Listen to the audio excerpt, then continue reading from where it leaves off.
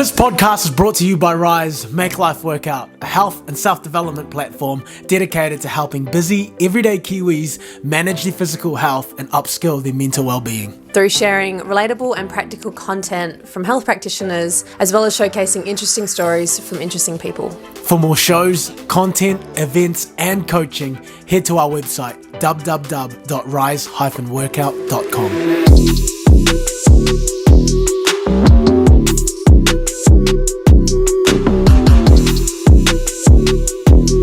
How's it going, everybody? Welcome back to the High Frequency Club podcast. My name is Marwan Salario. And I'm Sinead Bierman. We're here talking all things self-development, growth and mindset. In this week's episode, we chat to entrepreneur and beauty therapist Bonnie Hugh.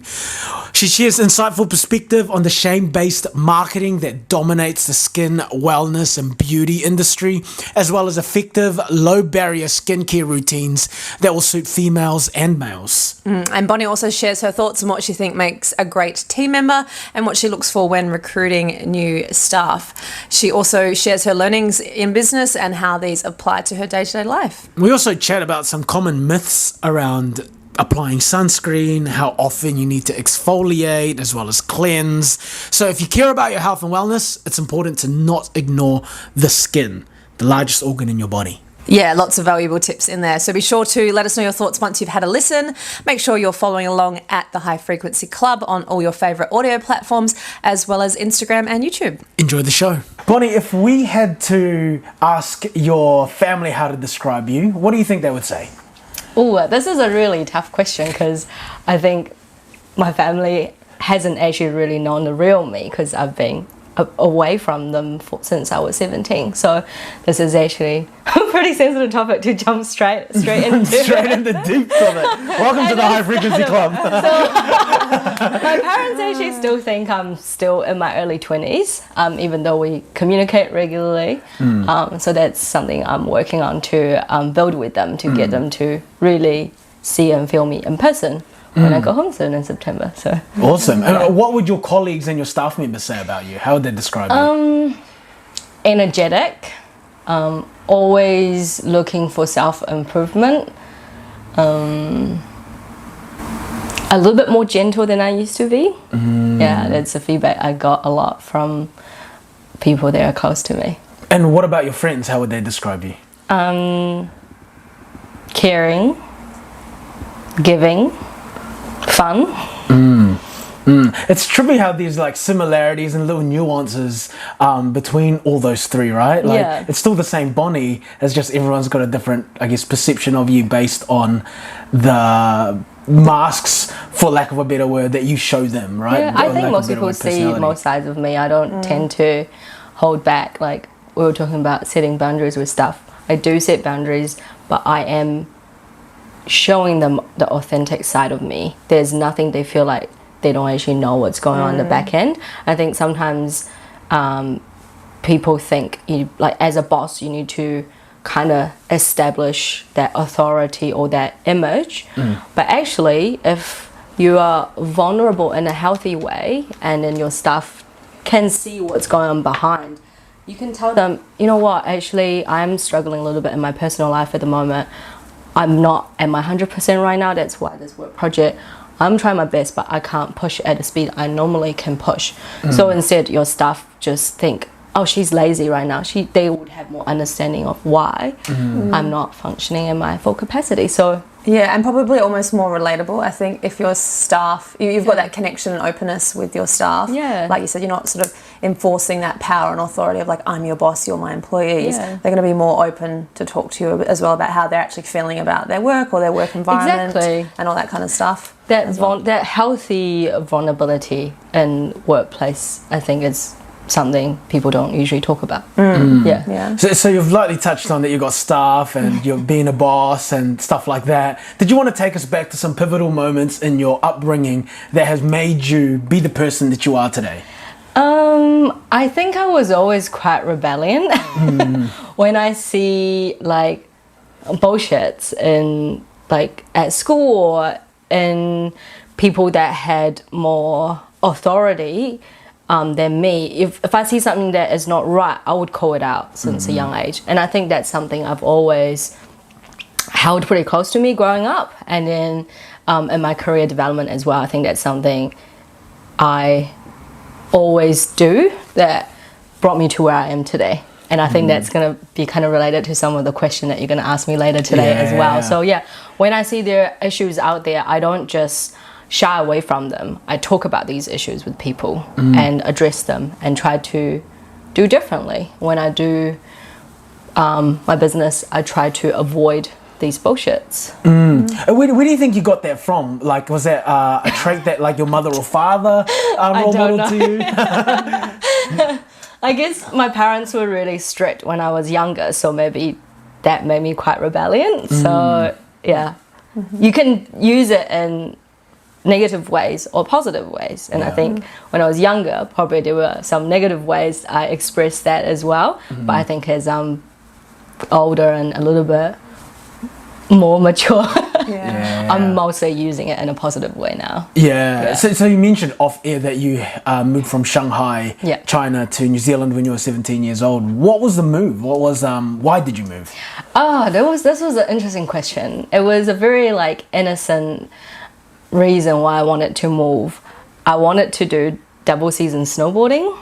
What does that mean, double season? So, I can do the winter here and then go home 6 months later and to do another season. Got it. Winter, home. 12 months a year. Yeah. Just 2 winters in 1 year. But also, I felt really depressed in Shanghai. I remember even as a teenager, I would watch people on the train, on metro, and people just looked like robots. They had no emotion. They were just repeating the same task every day. People were staring at their phone. They didn't have awareness. And back then I didn't know what it was, but I can see I didn't want to be one of them. So I knew when I was a teenager that I wanted to leave China. And the snowboarding kind of gave me a motivation and gave me a very clear direction which country I wanted to pick. And I came over to New Zealand for a really short school trip for 3 weeks. And then when I went home, I told my parents, okay, this is the place I'm going to go.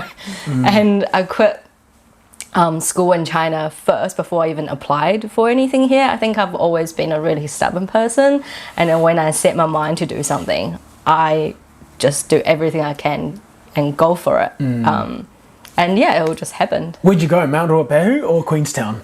So I picked Dunedin to study because I wanted to be near Southern Lakes. So I used to go to Queenstown and Wanaka quite a lot at weekends. And then what got you into the skin and wellness and beauty industry? That's a whole, I don't know how I kind of got into skin and wellness, but it all started when I was in Dunedin. I picked up makeup through YouTube and ended up doing freelance makeup as a part-time job on the side when I was a university student. And when I was in Auckland, after quitting the marketing job, I thought, I'll pick up that skill that I already had and try to grow a clientele here and then throw in something extra on the side. And when I was doing makeup, I was already quite passionate about brows, so it was quite natural for me then go to do a brow course. But I never thought that will kind of turn into the main pillar of my business now. The skin wellness was a risk omission of like me and one of my staff going to see a facialist and then seeing her being not treated well by her previous employer was really heartbreaking for us to see, for someone that incredibly talented to be treated so unwell. And I created another branding, another business just for her. And I have always been quite passionate about skincare because, this is a part of how we look. But I always felt like looking after your skin is so much more important than just packing makeup on top to cover things. It's more important to look after what's underneath it. But I think we will also address later on when you go into more details about skin and wellness. Skincare is really just on the surface. Like the whole skin health is definitely so much deeper than what products you apply. For sure. So you were in a marketing role and then you jumped into into makeup, and that's contracting, right? You're finding your own clientele? Yeah. So you were in a nice secure job. No, I've already quit the job at the time. What made you jump though? I didn't choose to jump because I was forced. I was in an office job that I was getting bullied. And I had no choice but to quit that job to protect my mental health. I really liked that marketing job. Like, I felt really sad to give up the role that I was doing because I was really attached to my projects as well. But the two bosses I had at the time was really damaging my mental health. And I was crying every day after work, so I had to quit that job.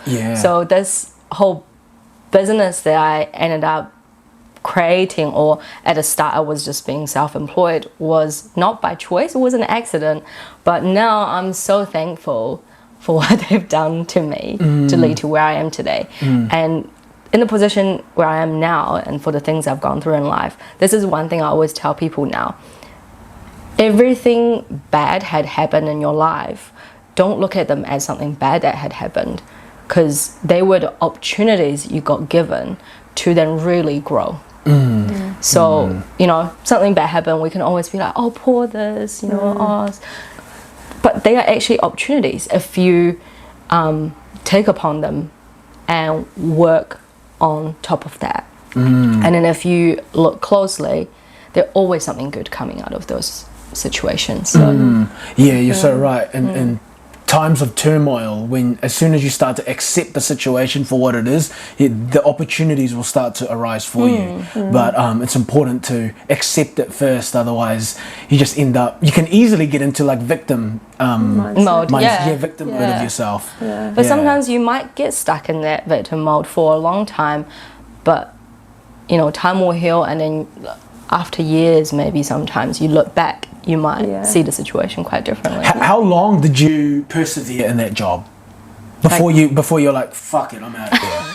It was quite a while. It was a few months. I was already quite miserable in that job, and that team had a lot of other stuff leaving as well, even when I was there.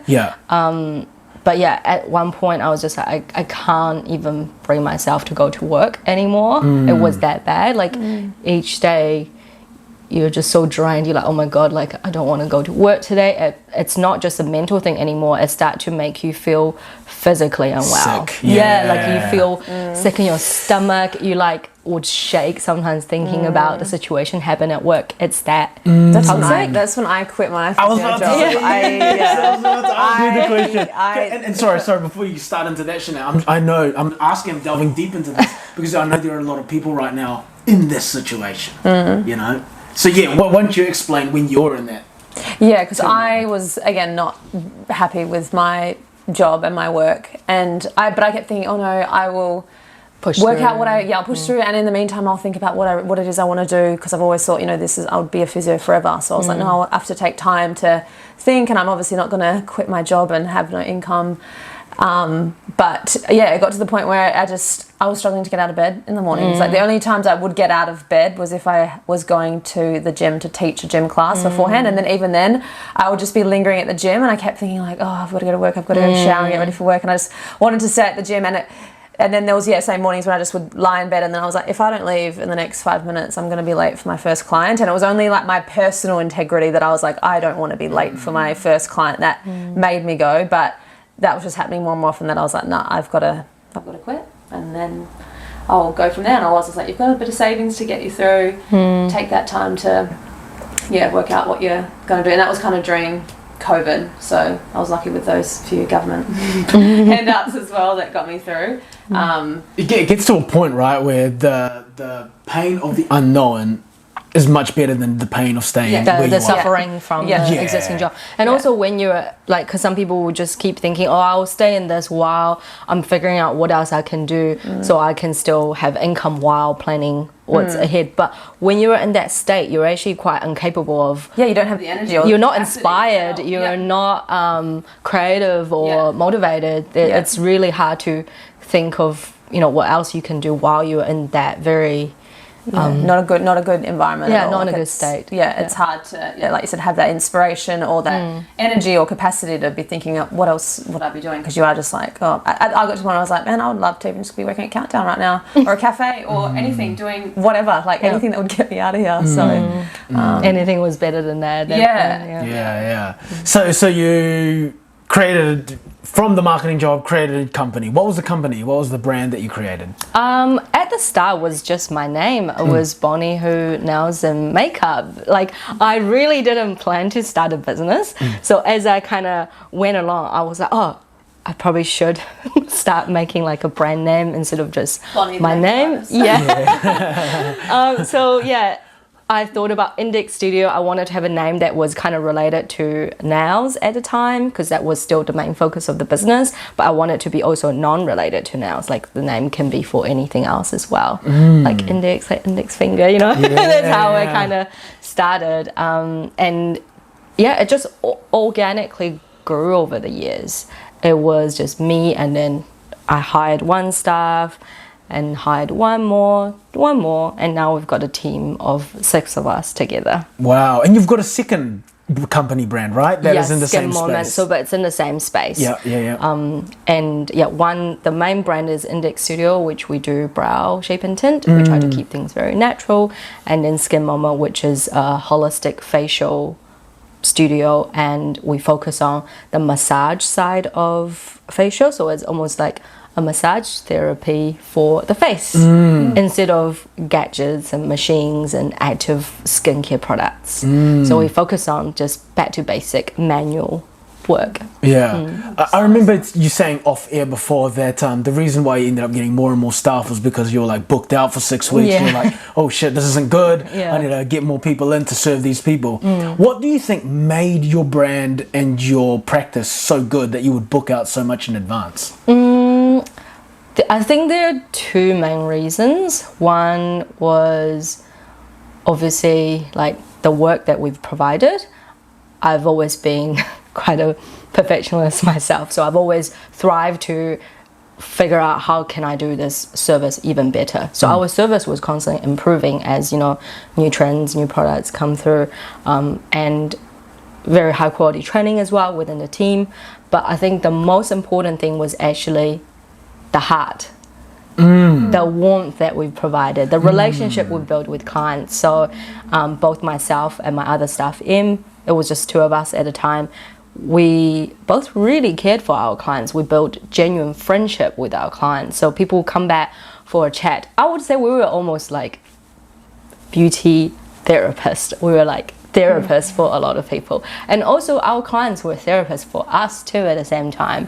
And that's something I've always been super grateful for. The business is that I've made a lot of genuine friendship through this job, and I've grown so much from these therapy sessions I've had with my clients together. We might figure out things together, and sometimes when one person tells another person a vulnerable story, or the other person can relate to that so much, and then you grow together collectively. And yeah, I think our friendship we've built with our clients throughout the years is something that really kept them coming back. And so over time our regular clientele just grew and grew and grew. And yeah, to the point it was really hard for us to keep it just between the 2 of us, and it became really difficult for our clients to book us, so we needed some help to distribute that workload a little bit. Because that's at the end of it what we really are with the service industry, right? And like, because that's always been where my curiosity goes, especially with personal training. Creating programs is super easy, you know, but our ability to create a program is no more important than our ability to get people to do the program. And what is that? It's our ability to understand, empathize with our client, see things from where they are in their life circumstances, and providing a plan that best suits them, right? It's to make them feel good, but it's good for them. I think if you can put these 2 together, on top of that with the program, it's the intangibles, it's the intangible things. It's the feeling. It's the feeling. Now my next question is, how do you translate that into your staff? How do you get your staff to understand that. Or I was going to ask in regards to recruiting, when you were like, okay, I'm going to need to hire more people. Like, I think I would be someone that'd be like, as long as they can do it like me, it would be hard to sort of, you know, find someone and be like, are they going to be giving that same service, that same level of attention to detail, perfectionism with not only the work, but like you said, with the relationship and that connection with clients? Recruitment had been a really challenging part of the growth I had to go through as a employer. I was really struggling on finding the right people. But throughout the years, I think I've learned a few things about employment. First of all, you need to find people with a good heart. You know, I have met people that they almost seemed a little bit evil. like honestly, they just seemed really negative. There are just people out there. Obviously, they are the victim of their upbringing themselves. I feel sorry for them that they come to the point to life like that, where they would find joy out of people's pain, out of people's suffering, out of other negative things in people's life, which is so sad. Like, how can you, like, most of us will thrive on seeing other people happy, and we find joy by bringing other people joy, but you know, there are people that needs a lot of help to go past that. So obviously I want to find people with a good heart and to build a team that I think the future employees needs to have somewhat decent social skill. And if they really lack of social skill, let's say they're really shy, they have social problem that need to work on, that's not my job. That's something they need to work on in their personal life before joining my team. So that, I used to think I could teach them, but now I'm like, that's something you need to work on your personal time. If you want to join our team, you need to do more work. So someone needs to be kind of somewhat social and can mix in with the team and can speak to clients very confidently and not struggle speaking to people in general. And the third thing is, when I teach them and train them, are they open-minded? Are they curious? Are they communicative? So I actually don't look at their current skill set anymore or experience anymore. That's something I used to look into. Now I'm very confident if they have an open mind, they're very communicative when I teach, they definitely will be able to learn what I can teach them. And that versus someone who had experience and existing skill set, but let's say if they're very close-minded or not communicative, when you teach them, they're going to just hold on to what they're already familiar with. They're not going to learn what you've taught them. So you can train them and train them and train them, and they're just a brick. They're not gonna, they're not a sponge. They're not gonna absorb anything you've taught them. So those are actually the stuff I find like quite impossible to train. So when I look for new staff now, these are the three things I look for: is their heart? Are they kind? Are they social? Are they open-minded and communicative? That's it. If you can meet these three, I'm very confident in my own training to teach them the skill I've already learned. That would almost be mine. I was going to say, that would probably be mine. Like, now when I hear you explain that, I'm like, yeah, that's what I look for now. Like I said, someone can have like an amazing resume, but then you meet with them and they're just sort of so awkward or not really friendly or outgoing. I'm just sort of like, oh, you've got all this experience, but like, I don't feel any warmth or energy or enthusiasm or personality. So I'm like, oh. The warmth, that's, like I said, feeling how you make people feel is really important. That's like that first impression. You can make people feel warm. You can make people feel happy. You can bring that energetic side out of people if you can demonstrate that yourself. Yeah. Bonnie, how would you define beauty?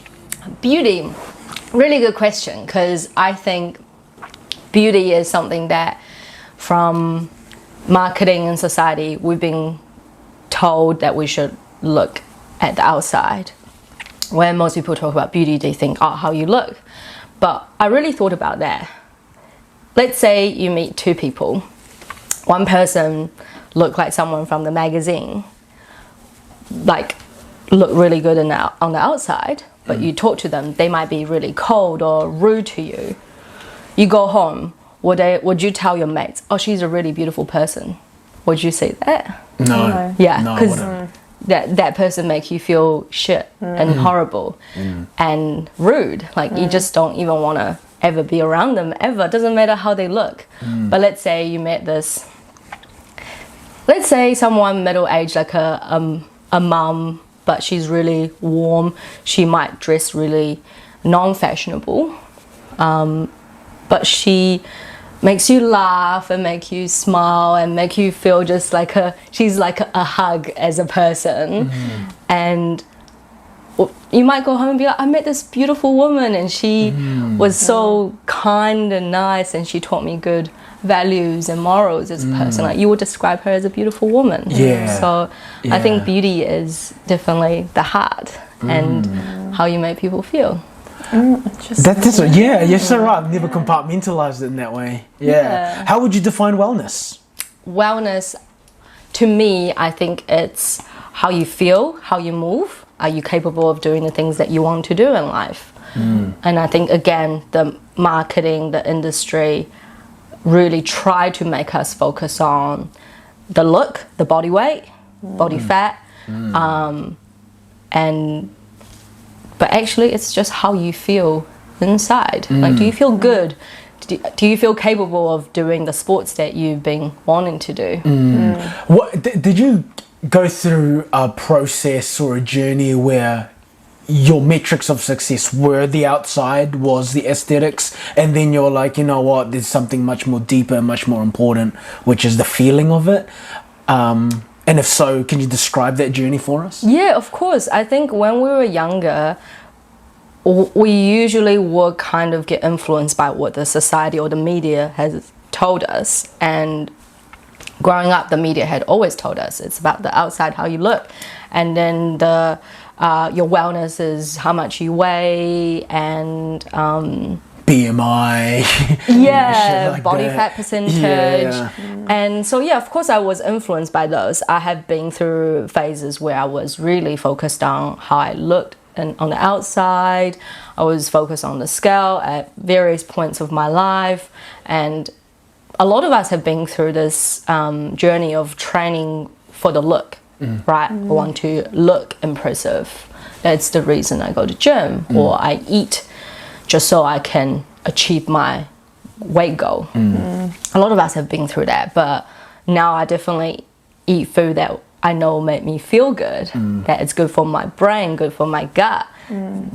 People can't see what my brain or my gut looks like, right? And I think over time, from my further study that is a bit away from the mainstream media and just really being more intuitive with myself, I've definitely shifted that focus. And also through my own journey and growth within, I've put more time onto growing as a more beautiful person inside than the outside, and I think that's so much more important. Your clients must trip out. They must like book in, I just want to come here for like a facial, whatever, get my nails done or whatever they come for, and then all of a sudden it turns into like this therapy session. How do you navigate that conversation with them when they just come in for like, for the aesthetic, but then you actually start talking about how they feel and look inwardly and stuff like that, because I'm the same with strength training. I'm like, you come for your body, but you stay for the lifestyle and what it does to your mind, and and the relationship you end up fostering within yourself. I think some clients, they come in like, we never push to talk deeper stuff. It's quite a natural process that just happens when they come revisit after a few times. People, when they come in, obviously most of the time it's for the look first, but something we try to teach them is try to go for a more natural look, because people, they think they need to follow like a trend. We always would recommend, actually, this is what you've got naturally, let's just enhance what you've got, instead of trying to modify it too much to look like someone else. So we give them that real subtle message first, and because the staff that I've got in my team are very kind and social, over time they just do create that natural bond with their clients. But each person's different. I've had clients that honestly take 2 to 3 years to break down their walls. They might always be quite like closed with me, and one day it could be just one topic you've talked about. They suddenly just like turn to a different person. Like I'm like, oh my god, I didn't know there's that side of you that I've never seen before. I remember this one client, she's always been quite proper with me. We've never had like any deep conversation or anything like that. I think it took maybe 2 years, and there was one day I was telling her I was going to do a scuba course, and then she suddenly told me all about how her and her husband met and all the places they've been to, and ever since then we were different. So it could be just that one thing that breaks people's walls or guards down. But one thing I've learned over the years with clients that I think changed a lot over the years when I first started out versus years later, I used to be really stubborn. When I meet people that were really cold and rude to me, I almost just didn't want to welcome these people to my space. Like I was setting almost too rigid boundaries. Like, you are shit to me, you're not welcome here. Like, go away. I don't want you to come back to my studio. But now, over the years, through my own work, I've learned, you know, they are the victims of their upbringings, and I actually feel bad. I have more empathy towards these people. Now, how I deal with people that are rude or horrible to me is I would be extra nice to them, because I think if they are cold and rude towards other people, it must be really a rare chance that people will be nice back to them. So if I'm really, really nice to them, they will almost like don't know what to do sometimes. They're just like, oh, I didn't expect you would be nice to me, because they just expect people will be cold or rude back quite often, because they're not very nice. So you just all I can do is just be nice to them, and over time they might melt. Or if nothing changes, it doesn't cost you anything to be nice to them, right? Yeah, so true. Because my next question was like, before you had said that, was what type of clients do you not like to see? There are people that you see their name on your client list, you're like, oh, gotta deal with that today. And that also made me think, how can I not to be like them for others? You know? If these people don't make me feel good, is there anything in my life that I do that make other people feel that way too? So they're like a good learning. And it's good to have that. I almost see it as a little bit of a challenge, like you said, when you have those certain clients that you're a bit like, oh, they're in today. And like you said, you know that you're going to have to, again, be either extra nice, extra energy, extra being like, amazing, okay, blah, blah, blah. But I sort of like that challenge sometimes. Yeah, it's like putting your learning into practice, right? Practice what you preach. Off air, you said you had a lot of anger towards the shame-based marketing strategies, not just in your industry of skin and beauty, but also in the health and wellness industry too. Where did that anger come from? Well, these big brands, like I can talk about both beauty and fitness industry. It's so common. Like in, let's say, beauty industry, they would sell a product that, let's say, it's trying to make your pores appear more minimized. We all have pores as human beings. If we don't have pores, we'll be sick. Like, you know, we have hair all over our body. So at one point, these brands start to shame that you have pores on your body to then make you feel insecure. Then you feel the urge to spend money to fix this problem that doesn't need fixing. Doesn't need fixing, or doesn't really exist as a problem. It's just normal, what it's like being human. But they created that insecurity, which then triggered that money spending action. So what they're focusing on is profit and market share. They're not focusing on to make people feel good, because shaming people and attacking people is definitely not making people feel good, right? And same as fitness industry. There's so much fat shaming in the fitness industry to motivate people, and that doesn't actually motivate people. What can motivate people is try to give them something positive to focus on and work towards, instead of, this is bad, you should not be bad. It's like, it's creating a problem that doesn't exist, and then also providing the solution for sales. But that drive is very negative, right? It's attacking people then to generate money. So these bigger brands are they are the responsibility for a lot of mental health issues in this world right now.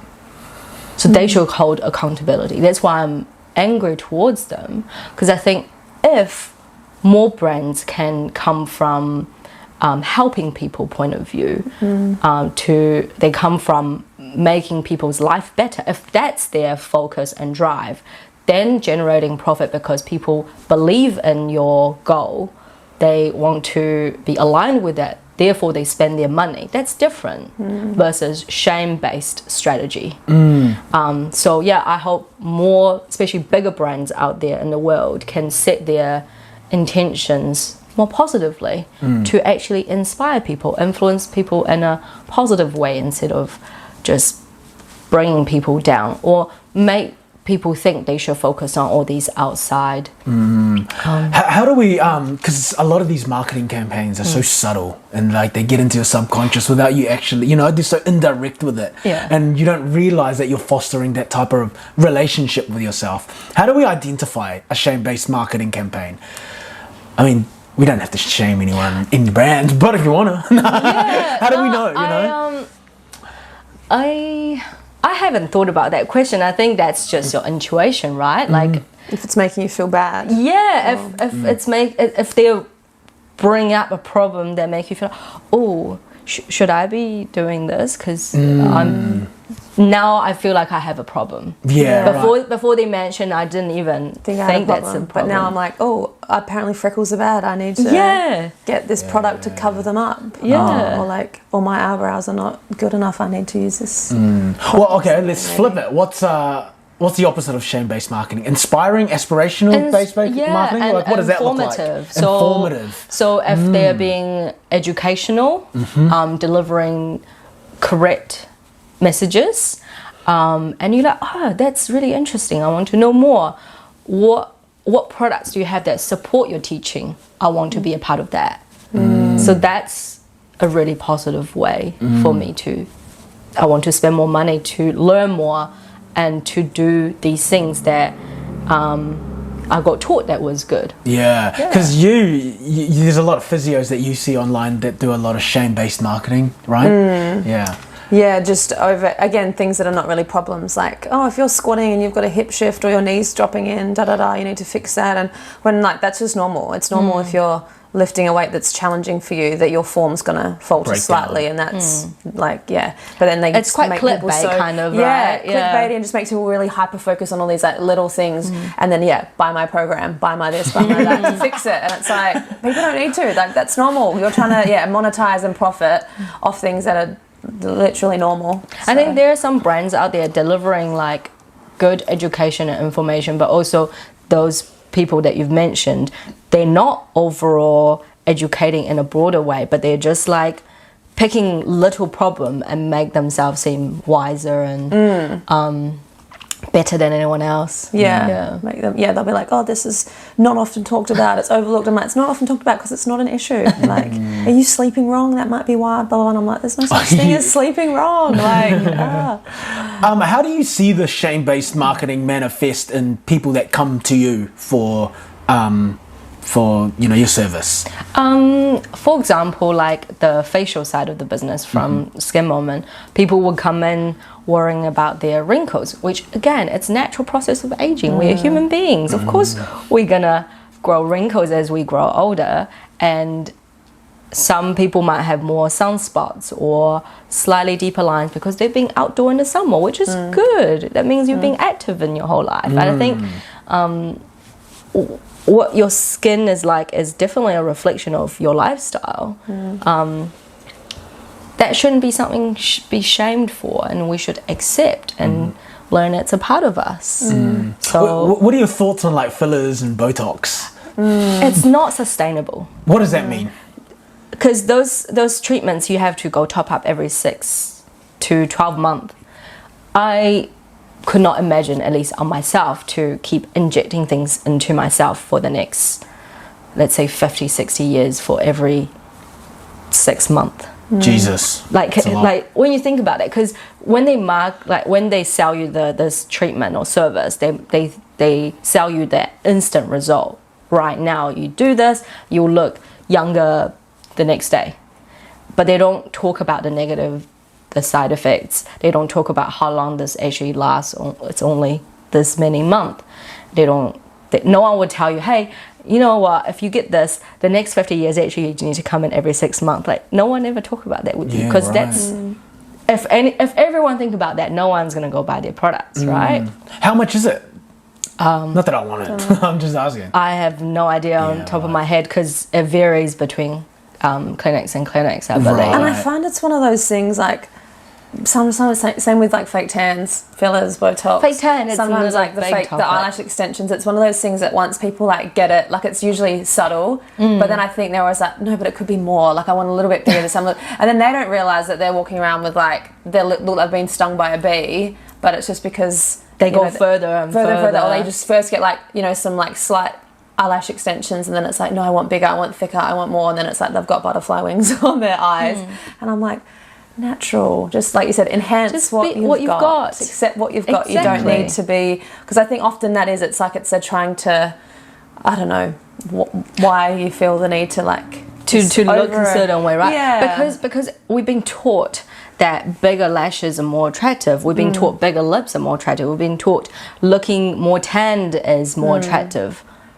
But we should just be taught, be you, be unique. That another thing I didn't mention, that what also defines beauty is uniqueness, I think. Yeah, because there's only one you in the world. No one else has the exact same appearance as you. There's no one else out there has the exact personality as you. You should embrace and enhance that uniqueness about you. You know, there are some models out there, everyone's like, oh my god, that person looks really unique. Like, I've never seen a model that looks like her. That's when they really stand out, right? They don't just look like another Kardashian. Yeah, there's a thing to them, right? Yeah, there's like, oh, that person look really different. That's a cool look. You know, like, we are all cool in our own way. We all have our own look. But how can we embrace that instead of like, oh, I just look like that person that everyone else wants to look alike? What are your thoughts on sunscreen?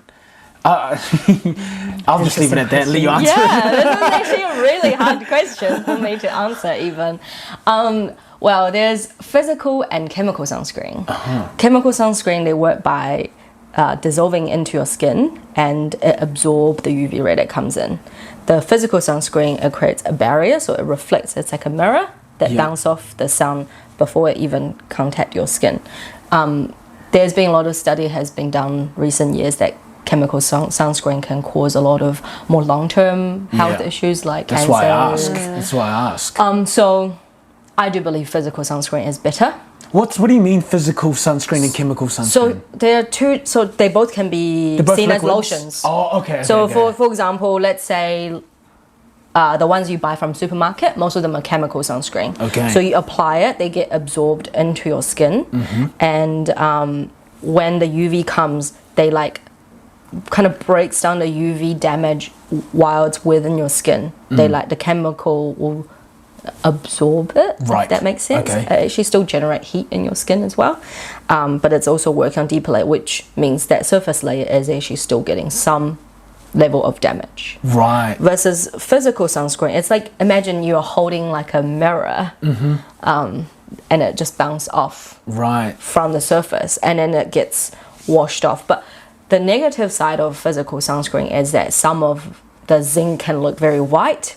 The texture can be really chalky. Like, have you ever, you know, like Surface, they put that zinc stick on and they look like a ghost sometimes. That's a very like pasty form of physical sunscreen. Because that's one that, like you said, it's not as absorbing really. Yeah, it's just a surface reflection. I have seen those. Yeah, so but now there are more and more physical sunscreen are getting formulated to be very sheer, so it doesn't give you that white cast, or some have a slight skin tint to them, so it doesn't look like pasty, give you that white cast look. The texture are getting more and more pleasant as well. So there are more good physical sunscreen coming out in the market now. I think that's gonna slowly over time overtaking the chemical sunscreen more and more. But physical sunscreen is one thing I think we all need to pay attention to, is we need to clean it off really well. Why not? If we don't, what happens? They do cling to the skin surface more. Right. So my belief is that if we are staying indoor most of the time, we don't need to wear sunscreen every day like all the beauty brands are telling us. True. Because then that's one thing. Why would you put sunscreen on if you're inside? They always are. There's still some UV to from the lights. I've had like a dermal therapist once that she was like, sunscreen, SPF 50, everything on your face, because she's like, UV in that, UV in that, UV in that, everything needs UV. Your computer screen, like you're getting UV from everything. But we just need to accept that we are aging. I think that level of like anti-aging is so toxic.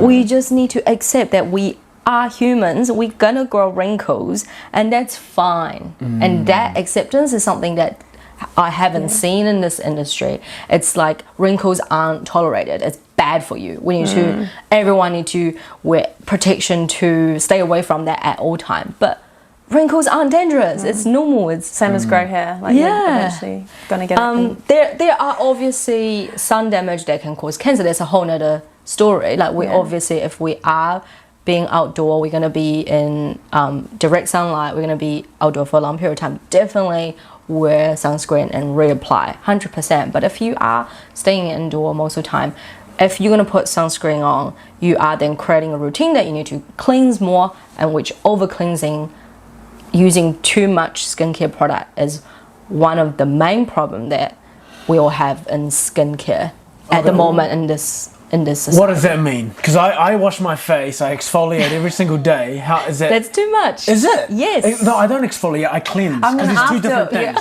This is good. We're having a consultation now. After this, we'll bring Bonnie into our bathroom. We'll go through all our skincare products and be like, so what are your thoughts on this one? What are your thoughts on this one? Yeah, so I cleanse. There's no like little bits that scrub it off. Like you just mentioned, there's too much. What is too much? So our skin has natural barrier. There's this liquid barrier called acetamental, which is our own sebum and sweat usually mixed together. It has healthy bacteria in that layer. It also keeps our skin, like, it protects our skin from moisture loss as well. So if we always over cleanse that will dehydrate our skin. We remove healthy bacteria, which then bad bacteria can land on our skin and cause breakouts and other skin issues. And it is other layer that has been removed by pretty much all the skincare products out there or procedures out there. Not all, a lot of products is this layer called stratum corneae on our very top surface layer, because so many brands teach us to exfoliate, and there's procedures like microdermabrasion to further exfoliate that layer, but that layer is there to protect the underneath layer that aren't mature yet, because those layers aren't ready for the UV light, they aren't ready for the environmental damage yet, but this older layer are mature enough, they're like stronger, tougher to protect us. And if we remove that away, the younger skin underneath is not ready, not resilient so enough. if we constantly expose that to the environmental damage, to UV light, then we are causing premature aging ourselves. So all these brands selling us products that are removing and damaging that top layer and telling us removing this will reduce fine lines and wrinkles, what it actually does is causing premature aging. So they are selling you a new problem now. And then you need to buy more products to fix this problem. And then just keep damaging. I know some exfoliators say that they say do, like, when using this exfoliator, they'll always like wear SPF like every day then. Because they're just constantly creating more problem to sell you more products. How often should I be cleansing? Or should we be cleansing our skin? So cleansing, from my personal routine, we only need to cleanse, if we do cleanse only once a day, we don't need to cleanse in the morning, because sleeping at night, we're not putting more makeup or SPF on. We don't need to. I cleanse in the morning. We don't need to cleanse in the morning. So I should just cleanse when on my final shower of the day. So you just use water in the morning if you want to give your skin a wipe. You don't need products in the morning. I've told him that before. I'm like, you're just going to bed. You're not like, Whereas in the day, you're out and about and you're doing stuff and you might be sweating or and whatever. sweat can be rinsed off by water. Yeah. You don't need products to remove. Wait, so sebum. I only cleanse at night. Is that what you're saying? You only need to, you don't even necessarily need to cleanse every night if you haven't put anything on during the day. Like again, everyday routine is different, right? There are days you're going to be out a lot, you're going to put loads of sunscreen on or makeup on, for people that wear makeup for daily, or some days you do need to remove these products in the evening. But if you, let's say, had a lazy day indoor, you've just been like walking around the house, watching TV, cooking some food, you don't need to use any cleanser at the end of the night. Right. Just use water and but if you've trained, like you've gotten sweaty, good to cleanse. Even sweat can be rinsed off by sebum, but if your face have been, rubbing against surfaces and or you've been training outdoor with some maybe pollens and pollutions, then yes, good idea to wash at the end of the day. But if not, you don't always have to. And it's a very marketed thing that like make you think, oh, I have to cleanse every day. I don't cleanse every day. I only use cleanser a few times a week because I don't put much stuff on my skin. I remember when I was a teenager, I was using Clean and Clear, and man, that used to sting the shit out of my face, and I was like, I wonder if this is normal. No, if anything makes my skin feel tingly or sensitized, that means it's definitely not good for you. Yeah. What do you think about the supermarket brands? Are they all good? No. Oh, shit. There are some products in the supermarket that aren't bad. For example, like there are a lot of brands sell rosehip oil. They're just pure oil. I got that. Those are good. Yeah, Asano. Those are good. Shout out Asano. I just took it. I was like, what's the most expensive? Must be good. That's my logic behind it.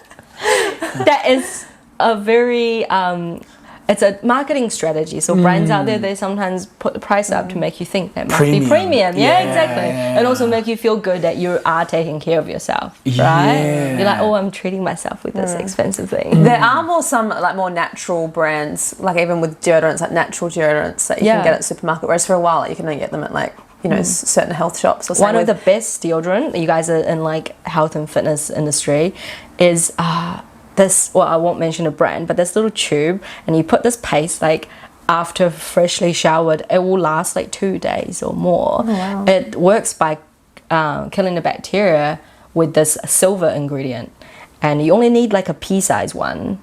True. And so the tube is tiny and it lasts for a very, very long time. And then even if you sweat, so it doesn't work by blocking your sweat or masking over the scent of your sweat. It's that so when you're sweating, the bacteria won't go bad under your underarm, so then it doesn't generate a smell. True. I'll send you guys the link. Mama needs that. Yeah, because I got hard on my deodorant too. I probably put too much on. Yeah, putting too much fragrance related things on your body is bad for your hormone as well. We're doing our best. No one can do every single thing right, and it's not all about doing everything right. It's just do what we can. Do the things we know that's good for us, and finding that balance, what's sustainable. That's important. But it is. Sorry, I was just gonna say it is something that people should put time into learning about. I think if you're using a product and putting it on your body, when they say like your skin is your largest organ. Exactly. You should be probably, if you're using something daily, you should probably look into like, should I be using this daily? Like, is this actually good for me, or should I invest in maybe a slightly more expensive product that might be more natural and better for me? A lot of the products that are more natural are cheaper. Yeah. Most of the time. Yeah. I was going to say, like, in the health and wellness industry especially, we put a lot of focus on training, movement and nutrition and stress management, but we never hear about skin, But skin is the organ that reflects your health. Right. Like, think about if someone's really unwell and sick in a hospital, what does their skin look like? Pale. Yeah, and dull. Like, the skin looks like they're struggling, right? So, also when you think about someone who really looks after themselves, they are also overall quite happy, like genuinely happy. Think about what their skin might look like. What do you think about Sinead's skin? Wow, Does she look stressed out? She looks a little bit tired. I do. I'm noticing this wrinkle, this line here from always being like that. Wrinkles are all good though. I know, but it's because I'm always doing this face or frowning. Yeah, that it is a reflection this line of your... in the middle there is becoming more like, even when I'm relaxed, I'm like, oh my god, the line is still there. So it's becoming permanent because I'm always, getting annoyed by Marlon and being like, and rolling my eyes. A lot of men don't think about their skincare. Or what does a healthy skincare look like for men? skincare is really simple. So if we want to change our skin for better, it does come from within. Like the food you eat is gonna directly impact the quality of our skin. The cells, the liquid inside of the cells, it all come from within. But what can we do topically to make our skin appear better, healthier, glowier, is think about your skin as these little cups, right? These are our little pores, like the area on the surface. We can fill it with water and then seal it, and that's going to give us the best looking skin. But a lot of time we're just sealing empty cups, or we're filling the water but not sealing it. These are like the analogy of like skincare application. So the most important thing is to fill these cups and then seal it with something that is good, that isn't causing any irritation or problem. So by filling these cups, one of the best thing you can do, and it's completely free, is to soak your skin with water.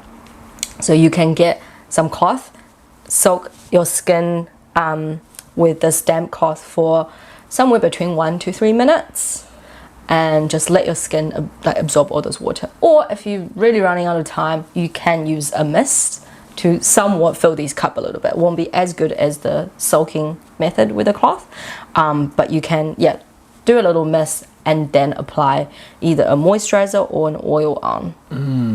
Moisturizer is a product that is a combination of water and oil, and they use an emulsifier to bind them. And sometimes emulsifier is causing the problem. So one of the best moisturizer you can actually make yourself is water with oil. So sometimes I just use a mist and a few drops of my favorite facial oil. That together is the best moisturizer. And so how often do you do the damp cloth? Like once every night? You My should. skincare's changing, man. Yeah, you should if you have time. It's only 3 minutes. Come on, guys. Come on, boys. Well, I probably only do it a few times a week. Right. And the nights I don't have time, I just do the mist. I do the mist every single day because it's really easy to just spray the mist on and then apply the moisturizer. But yeah, like not many people, like brands will sell you all these products, but they don't tell you how they actually works. How many brands have told you what is a moisturizer? None. This is the first time I'm really hearing it. I only use moisturizer because my skin's dry. That's all I know about it. But if you just put in moisturizer, that's the sealant of the pores. So if you're not filling these pores with water and hydration if you're just sealing empty cups, your skin is not gonna feel good. Sometimes after you apply moisturizer, you're like, oh, I still feel dry. Can you use any type of moisturizer? Like sometimes I use my body one and then so that's why I said the products that won't cause blockage or problem, because some products would cause problems. Or let's say you use a really heavy oil on your skin instead of a light oil, that's going to cause breakouts and blockages because it's too heavy for your skin. So it's important to learn which oil are skin friendly and even good for people with oily skin, and which oil is only suitable for drier skin, and what ingredients in your moisturizer is good for different type of skin, and what ingredients are in your moisturizer. Because normally if you look at a moisturizer, the list is long. It's like 40 ingredients, and most of them are cheap, crappy chemical components that is only cheap in a factory for them to make it. It's not good for your skin. So most brands, they again are driven by profit. They develop products that are cost effective to make, but not necessarily good for your skin. I like how low barrier that was, like to take care of your skin, you just need a damp cloth in 3 minutes. So if someone, they soak their cloth every night, they just use something really simple like a rosehip oil, or another oil I found really good for different skin type is blackberry oil. If someone just soak and use this oil, their skin could be really, really good. And if they eat well, that's the most. That was the first thing you said, wasn't it? It's good nutrition. If someone just eat like McDonald's every day, no matter how good your skincare is. I'm projecting. But you know what I mean, though. If your diet is like consistently crappy, which explains your puffy face on weekends. On weekends you'll get a puffy face if you it's true. When I eat too much processed foods, I get puffy. I get inflamed. People eat chocolate and they get like a breakout. 2 one too. 2 days later. Lots of ice cream. I get breakouts. Moving on, Bonnie. What have you learned in business that you apply into everyday life? It's quite a broad question. There are a lot of things I've learned in the business. Obviously, how to treat and interact with people.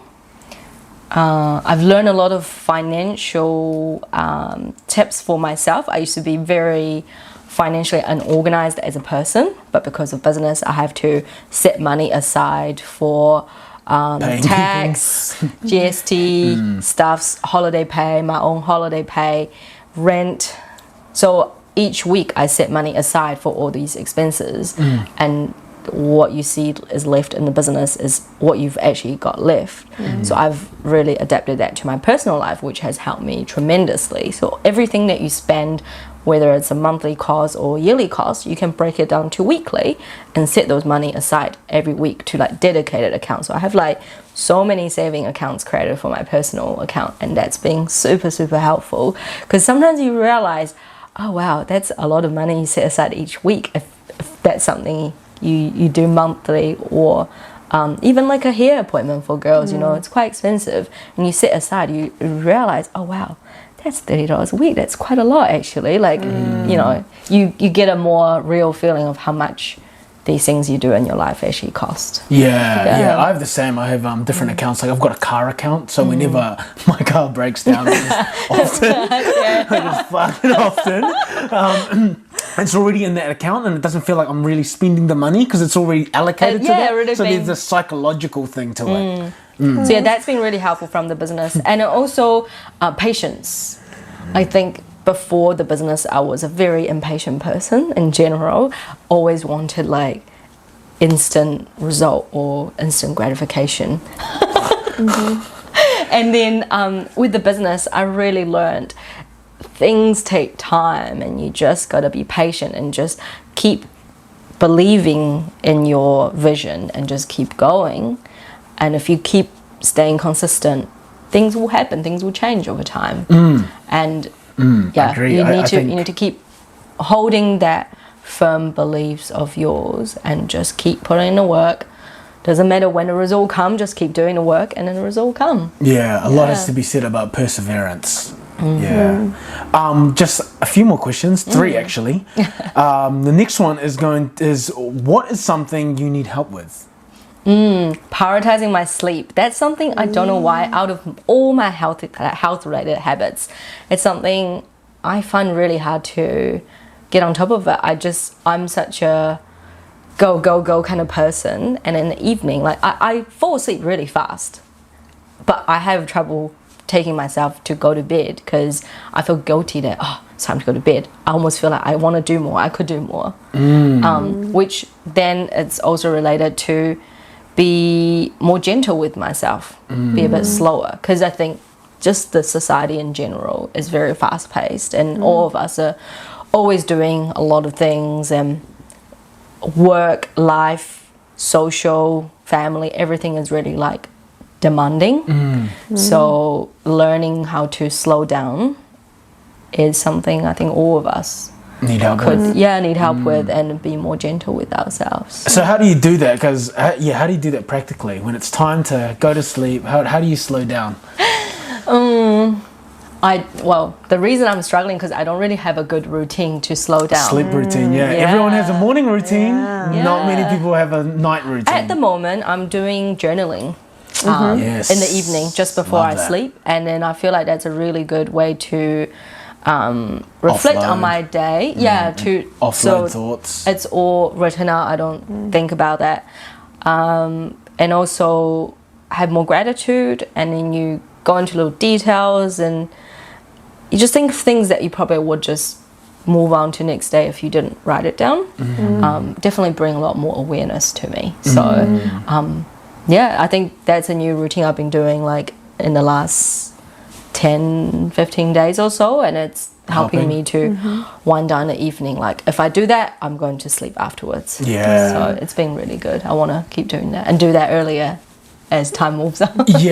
What helps me is that if I have to be asleep at 9, which is most nights, I start my night routine 2 hours before. Oh wow, what's your nighttime routine? So like everything should already be prepared for tomorrow. So like my to-do list is already ready. I'm not trying to prep anything the morning of. And then I hang out with Shanae. We'll probably watch like Facebook Reels for a little while and have a good laugh. That lasts for sometimes around 30 minutes. And then we read. We read for like the last hour to 90 minutes. And reading a fictional book helps my imagination run wild. So there's no time for me to overthink when it's time to actually go to sleep. 2, it makes my eyes tired because it's dim lights. My eyes are working. And yeah, those 2 are really that's such a good the biggest things. Yeah, the book was the biggest game changer. Yeah, I think, and the book for me, it has to be a good fiction book that I literally, I get home from working and I have dinner and I'm like, I want to get into bed because I want to read my book. Like if I ever am reading a fictional book that I'm like, like that's when I end up just being on my phone longer or just mucking around and not actually getting to bed because I'm not as driven to get into bed to read my book. But there's times where it's been a book that I don't want to put down, that I'm like, as soon as I'm home, I'm like, I'm showering and I'm getting to bed. You want to get onto it. I want to start reading that book at like 7:30 and that might mean I'm reading for like 2 hours before I go to sleep. But I'm in bed then and I'm like, cool. Yeah, something has to be said about the value of the book as well and your relationship with it. Yeah. I think I have a really also almost unhealthy relationship that I only want to read non-fiction book. That was me for ages. Yeah, I can't relax. I just like, I want to learn more all the time. I can't even just watch trashy TV show for like half an hour. I can't just read a fiction book for a little while. You know? I need to. That was me for ages, and that's why I never got the whole reading before bed because I'm like, no, that's just going to turn my brain on because I'm going to be learning more. And and that was my. It took me a while to make the switch, but yeah, again, you have to find a good fiction one that's worth it. Right? Otherwise, you'll be like, this is dumb. This is why I read non-fiction. I don't like this. Yeah. And I get what you mean as well about always wanting to do. There's more things to do at the end of the night. For me, I prioritize my to-do list. Like last night, I was like, there is so much to fucking do that I don't have time to start my night routine, but I must. Otherwise, I won't feel good for when we do this podcast. I break my to-do list down into like what's really going to burn the house down. Like what really needs to be done in this like 30 minutes. What really requires me sacrificing my night routine. And 9 times out of 10, none of them do. So I'm like, cool, I can go to bed in peace. You know, because nothing's really going to destroy us. But I think once you've written that out as well, like you've written out because you know then like, okay, yep, I can do that tomorrow morning, I can do that, and you'll know that actually I can actually get all those things done tomorrow, so it's all good. Like none of them are that important that I have to keep working now. But I think if you've not written them down, you're still thinking like, shit, I actually was going to do that today and I forgot to do this. Shit, I meant to do that. I told so-and-so I was going to email them about this. And that's when you start stressing, thinking like, fuck, I've got so much to do. But if you actually just wrote it all down, you're like, you know what, I can actually just get up in the morning and get all that done. I do have a list, but my list I feel like it's just so long. And then each day I'm still looking at this list and then keep pushing it to tomorrow, and I feel guilty. So each day I want to take something off that list. But as I've been slowing down, my ability to take the list has slowed down as well. And that's why this list is building longer. Because previously I would have just ticked all of them off really fast, but now I'm slowing down. I am prioritizing myself with other habits. And I find that list ticking ability has like slowed down. Second to last question, Bonnie. How can people find you and your businesses? My businesses, you can find them on Instagram, Index Studio NZ and Skin Moment NZ. My personal Instagram is by Bonnie Hu on Instagram. Amazing. Nice. Last question. If you could speak to Bonnie who was in the middle of that transitional phase from your marketing job to becoming a makeup artist, you were still in that marketing job, things were really, really bad, right in the depth of it. If you could talk to that Bonnie right now, what advice would you give her? I would have still chosen the same path, but I think the advice I would have given to my younger self is to end that chapter a little bit differently. I ended that job, I kind of burned my bridges a little bit in that job when I was leaving because I was so upset with them, and there were a lot of anger and like hate is a strong word, but like almost near hate kind of emotional feeling from my end. Now if I've gone back, I would have spoke more from compassion and empathy towards them as well. Even though they were really horrible to me, they were the victims of their own life and their way. So if I showed more empathy towards them and just finished that job by choice and, you know, explain to them more why I quit that job in a more mature way, I would have really liked that more. But I'm still really glad all the decisions I've made along the way. There's absolutely no regrets. And I'm, again, really thankful that I had such a bad experience in that job. Otherwise, I would have never been where I am today. I probably would still be working an office job if I really enjoyed a job, because I did enjoy the job itself, just not the team environment I was in. So, yeah, I would have said to my younger self, well done, as well. Bonnie who, everybody. Yeah, thanks guys for having me. Woohoo!